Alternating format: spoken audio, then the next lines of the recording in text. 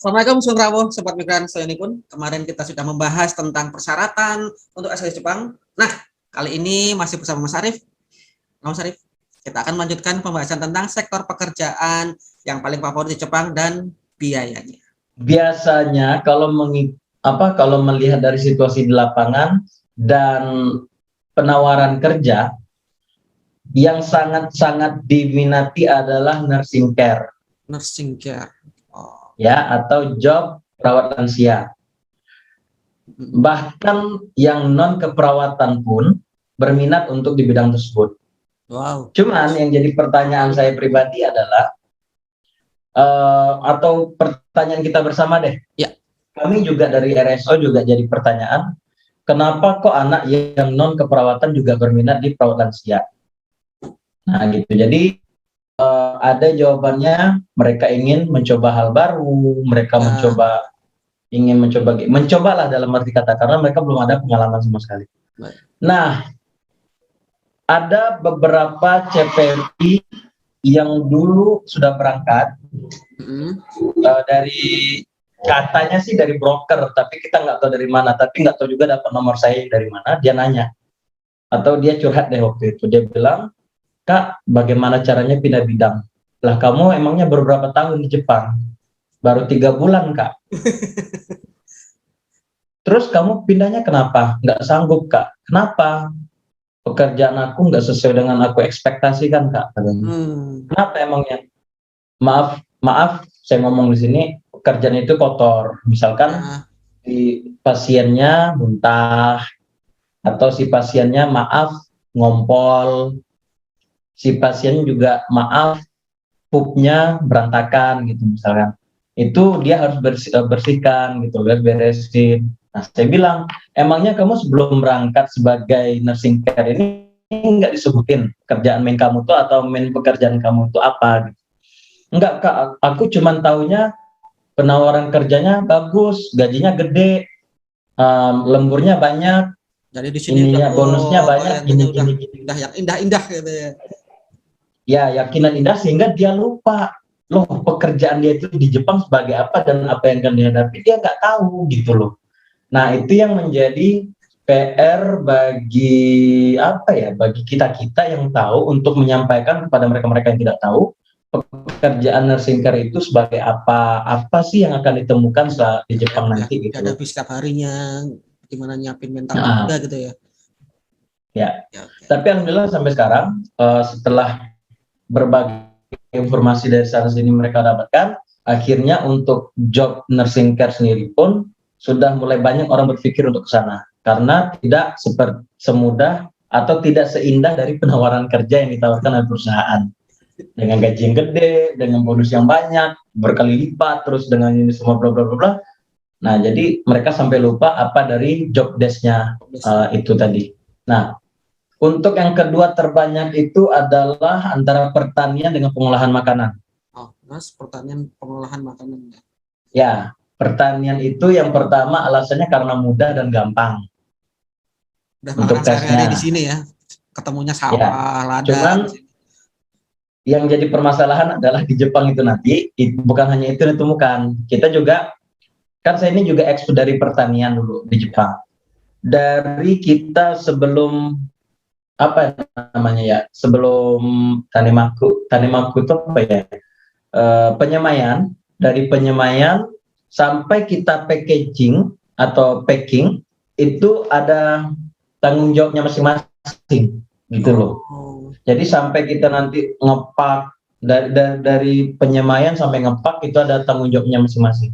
Nah, jadi jangan dianggap enteng juga, pertanian itu nggak gampang gitu loh.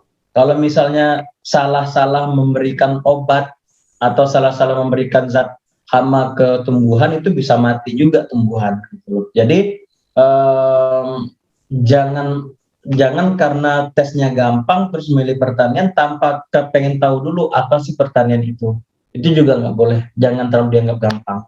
Nah, yang ketiga adalah tadi yang kedua juga ya, pengolahan makanan.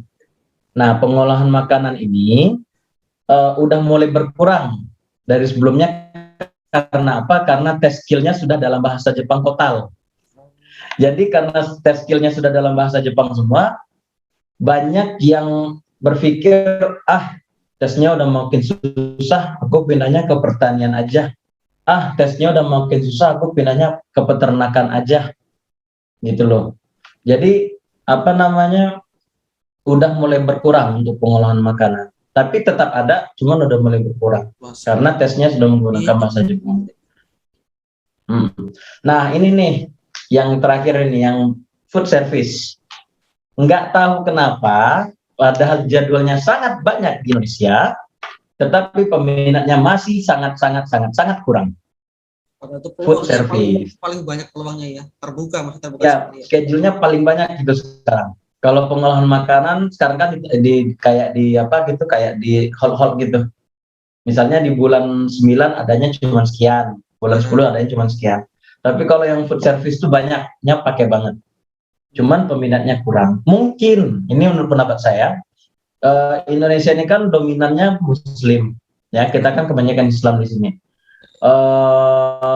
Yang namanya restoran di Jepang itu hampir 98% mereka menggunakan produk babi atau produk yang berbau alkohol, yang mana agak ragu bagi para orang Muslim untuk bekerja di bidang tersebut gitu loh.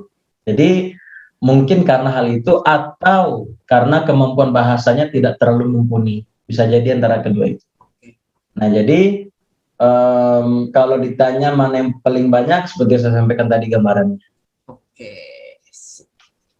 Nah, ini sekarang tentang pasti gambaran pekerjaan yang seperti ini. Nah, masuk ke gambaran biaya, Mas.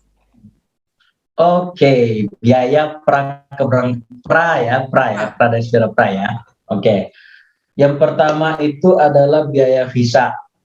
Belum sana. Kita bicara ke sana. Ini kita untuk pengajuan COI dulu. Untuk pengajuan COI, kita diwajibkan untuk mengirimkan hasil medical check up terbaru, yang mana formatnya sudah ditentukan oleh imigrasi Jepang. Itu nanti bisa dicek juga di link atau di situs imigrasi Jepang mengenai pengajuan COI khusus untuk Tokute Gino. Itu ada, bisa di googling sendiri dan nanti. Nah, di situ ada sudah tersedia juga dalam bahasa Indonesia. Bahasa Indonesia. Itu membutuhkan paspor nggak, Mas? Kalau paspor ini sebenarnya kayak susah juga kita menyebutinnya bisa atau enggaknya gini. Cuman syarat COI gitu, ya. Ya, cuman dari sisi Jepangnya sebenarnya bisa saja gitu. Cuman akan lebih mudah atau akan lebih gampang kalau sudah memiliki paspor. Udah keluar, udah. Jadi kalau ada kepercayaan gitu ya. Ya, kalau belum memiliki paspor bisa aja sih gitu. Cuman nanti akan berapinya nanti gitu.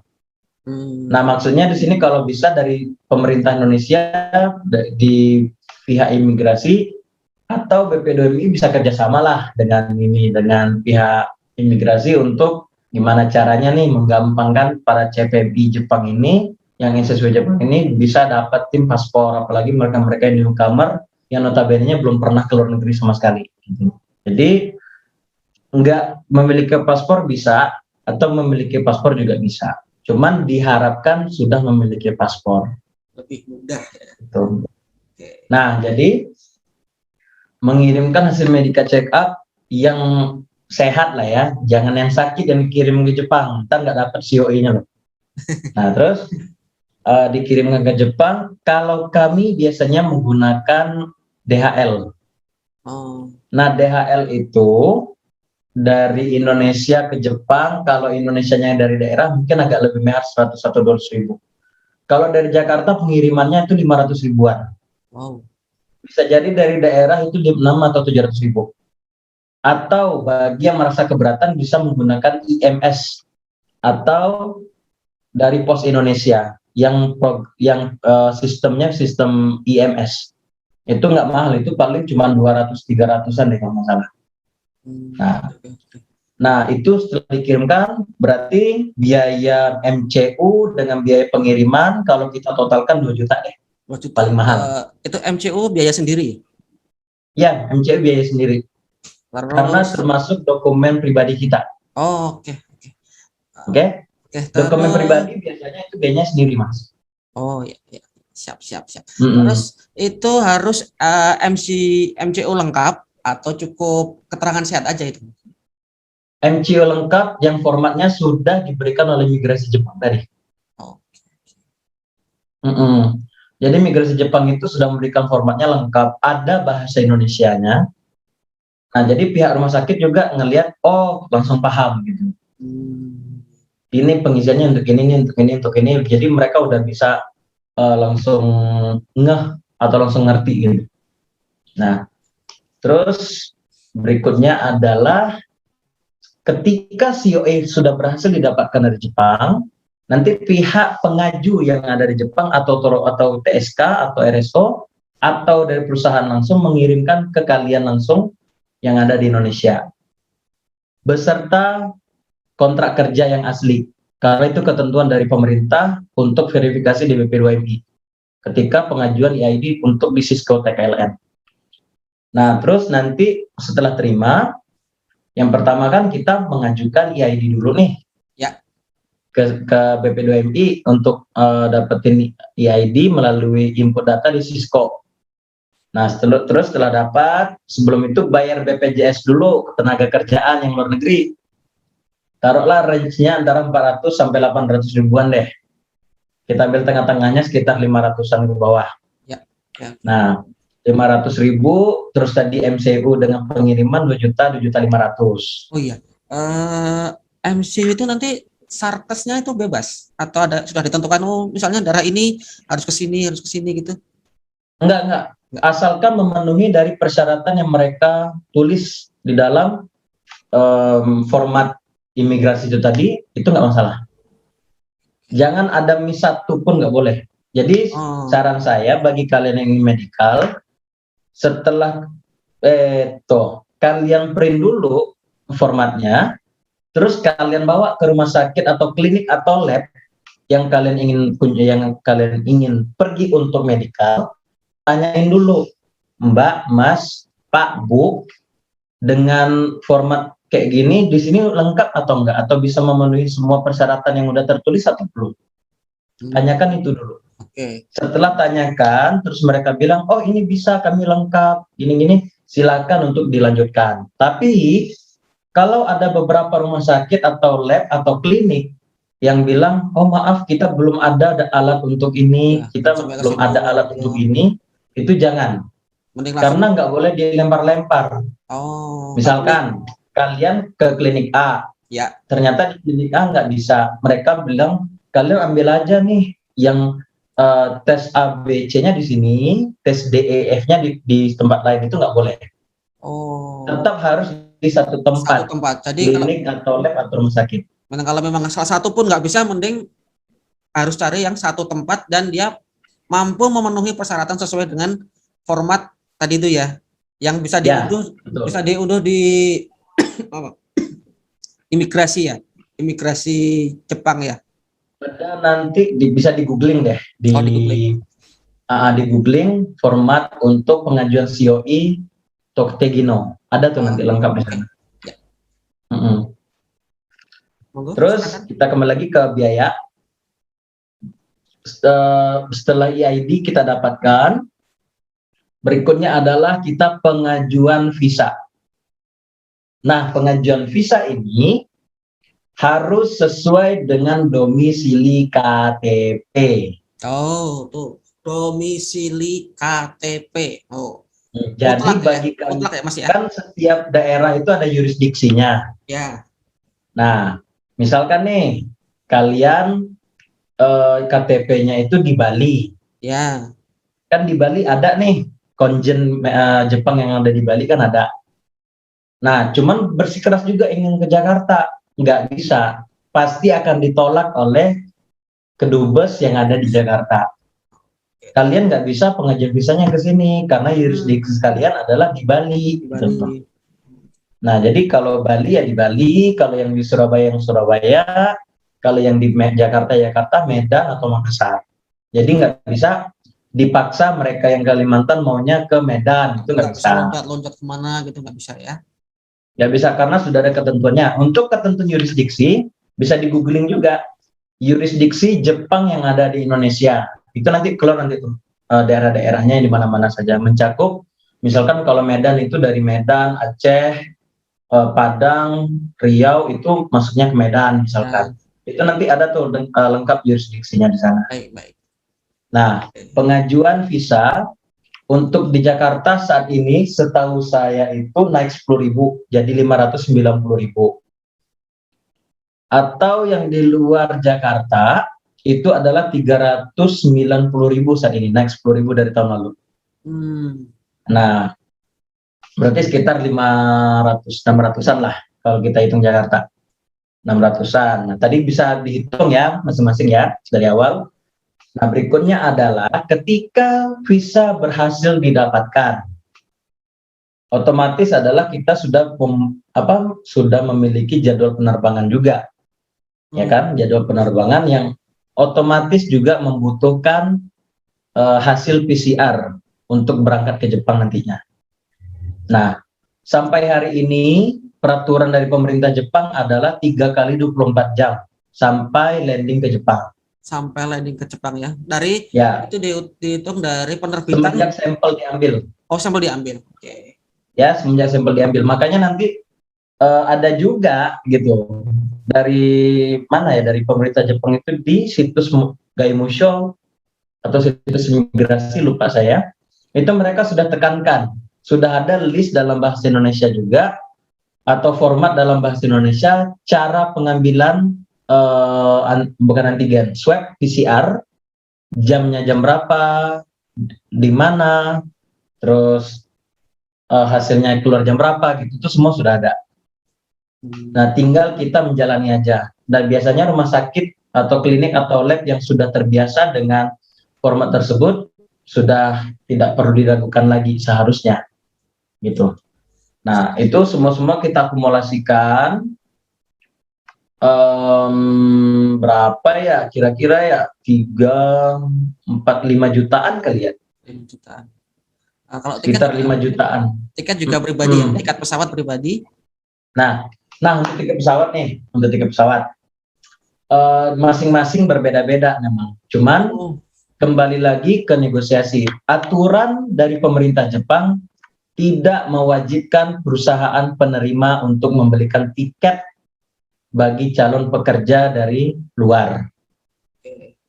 Nah, jadi bagaimana solusinya? Yang pertama adalah coba dinegosiasikan dulu dengan perusahaan penerima melalui RSO, atau jika tidak menggunakan jasa RSO, menanyakan ke pihak penanggung jawab dari perusahaan atau Tantosha. RSO atau Tantosha. Oke. Ya, coba tanyakan ke perusahaan, bisa nggak membantu saya untuk membelikan tiket pesawat saya dari Jakarta ke Jepang, misalkan. Nah, kalau misalnya dari negosiasi tidak berhasil, alias tidak mau bisa mengeluarkan uang untuk membelikan tiket pesawat, ya otomatis jadi tanggung jawabnya kamu untuk membayar tiket pesawatnya sendiri dari Jepang, dari Indonesia ke Jepang gitu. Ya. Nah, berikutnya adalah karantina. Ya, karantina. Ya, mengenai karantina ini, sampai hari ini yang berlaku ya 14 hari. Cuman ada cumannya. Apa itu? 10 hari kita itu di tempat yang telah ditentukan oleh pemerintah Jepang. Dan itu gratis. 4 hari sisanya adalah itu di tempat karantina atau hotel yang sudah kita booking.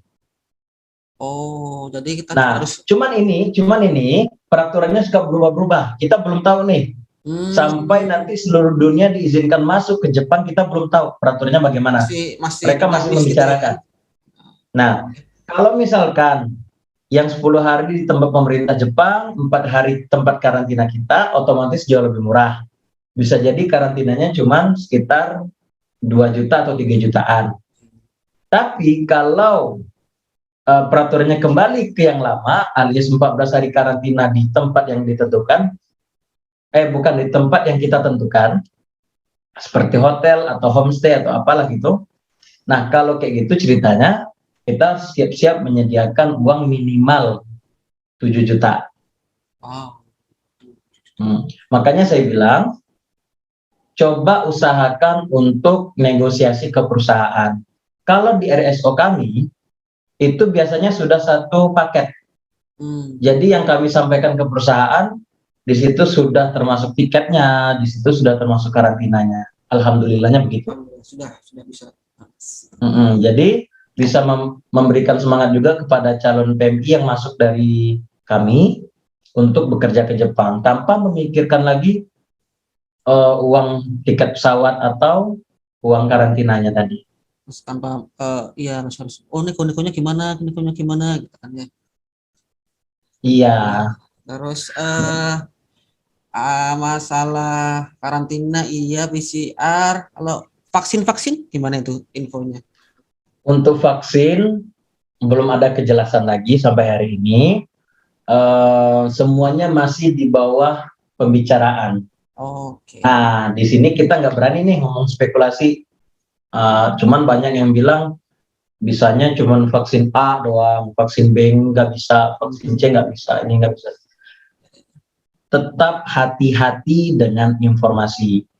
Ya, pesan kami mengenai masuk ke Jepang, tetaplah fokus atau tetaplah update informasi dari Kedutaan Besar Jepang yang ada di Indonesia saja, titik. Nggak perlu nanyain ke kenalan imigrasi lah, kenalan Kemlu lah, kenalan inilah, kenalan itulah. Mereka bukan pembuat kebijakan masalahnya. Pembuat kebijakan itu bukan hanya satu orang, itu dari berbagai orang, gitu loh. Jadi kapan bisa dilihatnya? Setelah mereka adakan rapat, mereka adakan kebijakan, udah diketuk palukan, akan diinformasikan nanti di situs itu tadi, Kedutaan Besar Jepang yang ada di Indonesia salah satu. Oke. RSO-nya tadi belum tahu nih saya, namanya apa sih punya Mas Arief RSO-nya? Oke, nama RSO kita adalah Joyous Mediation. Joy Us, Mas. Kita ini kan Joyous gitu. Sebenarnya bukan Joyous penyebutannya. Kita ini adalah Joyous Mediation. Oh, Joyous ya. Ya, karena tulisannya JOYOUS. Joyous. Joyous Mediation. Joyous, sambung ya. Joyous Mediation. Ya, Joyous Mediation. Dan kita beralamat di Prefektur Gifu dan Tokyo. Kita punya 2 kantor yang ada di Jepang. Dan alhamdulillah sudah terisi keduanya. Yang belum terisi adalah orang-orangnya. Belum bisa masuk. Ya, gitu. Ada jobnya apa aja sih di RSO Joyous? Alhamdulillah yang sampai sudah berhasil mendapatkan COI sampai hari ini itu sudah ada di bidang restoran, di bidang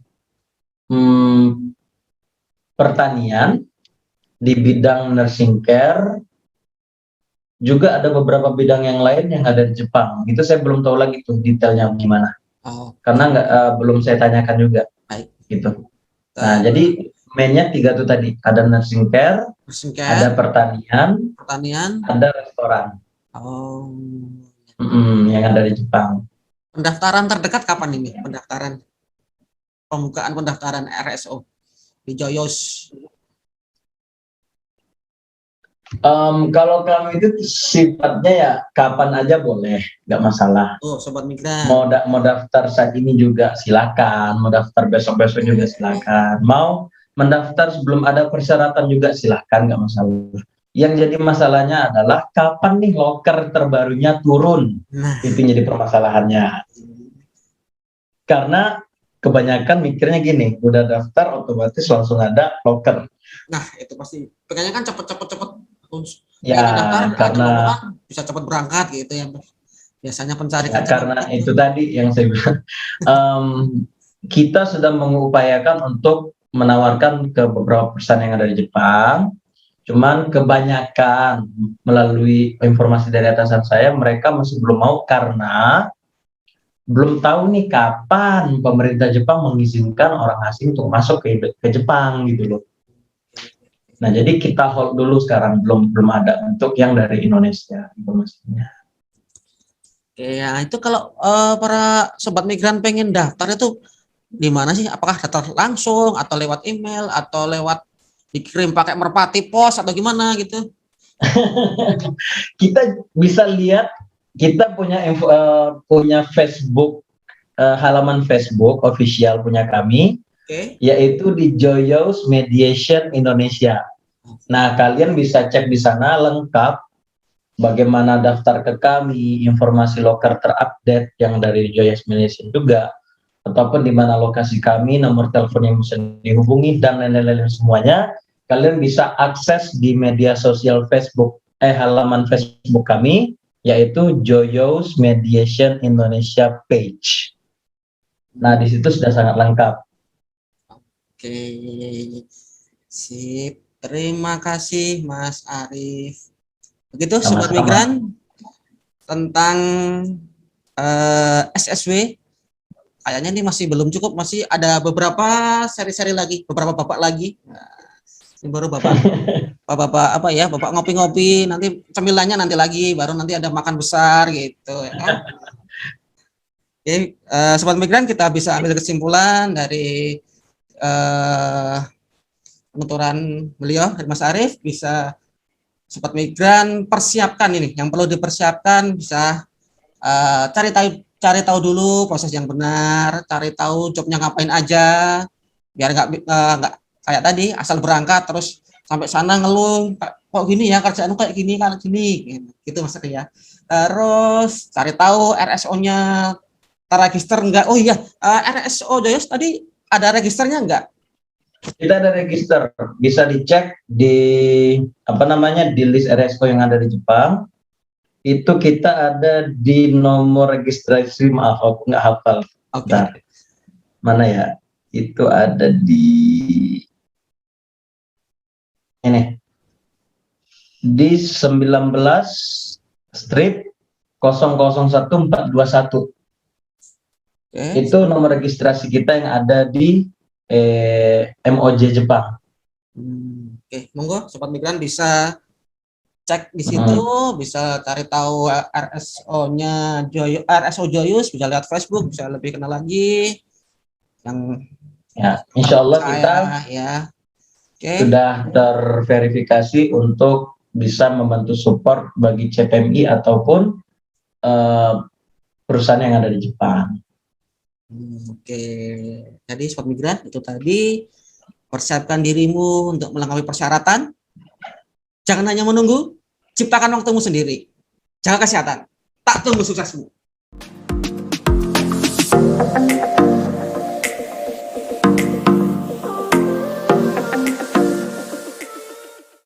Sobat migran, untuk info lebih lanjut mengenai penempatan dan perlindungan, sobat migran bisa langsung chat ke WA terpadu OPT PP2M Jakarta di nomor 0851 6133 7403.